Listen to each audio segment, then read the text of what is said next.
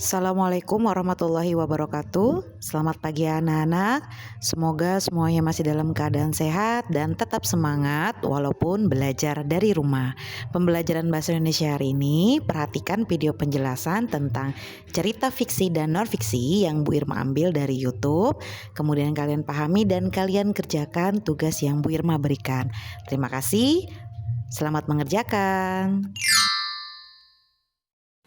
Assalamualaikum, halo semua. Hari ini kita akan belajar tentang cerita fiksi dan non-fiksi. Yuk kita simak penjelasannya. Kalian pasti sudah pernah mendengarnya kan? Apa itu cerita fiksi dan non-fiksi? Sebelum itu, mari kita bahas mengenai apa itu cerita. Cerita adalah susunan dari beberapa kalimat yang mengisahkan atau menjelaskan sesuatu. Kamu pasti pernah kan bercerita bersama teman atau keluargamu, misalnya tentang pengalamanmu saat liburan.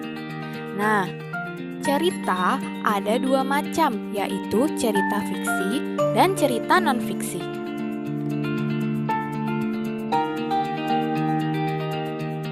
Cerita fiksi adalah cerita yang isinya berdasarkan imajinasi atau hayalan pengarang. Dalam pembuatan cerita fiksi tidak membutuhkan pengamatan dalam kehidupan nyata.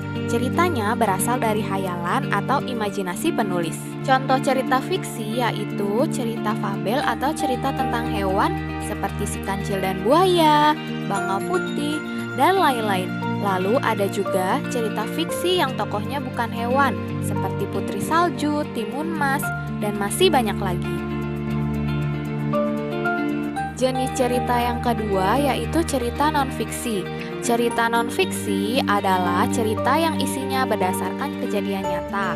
Cerita non-fiksi bersifat informatif atau mengandung informasi.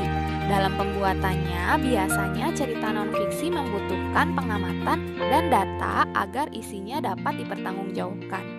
Contoh cerita non-fiksi yaitu cerita tentang kisah hidup seseorang, seperti buku Rudi yang berisi perjalanan hidup Bapak B.J. Habibie.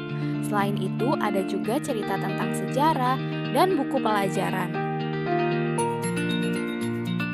Setelah mendengarkan penjelasan tadi, kalian sudah bisa membedakan belum ya antara cerita fiksi dan cerita non-fiksi? Kira-kira apa perbedaannya ya?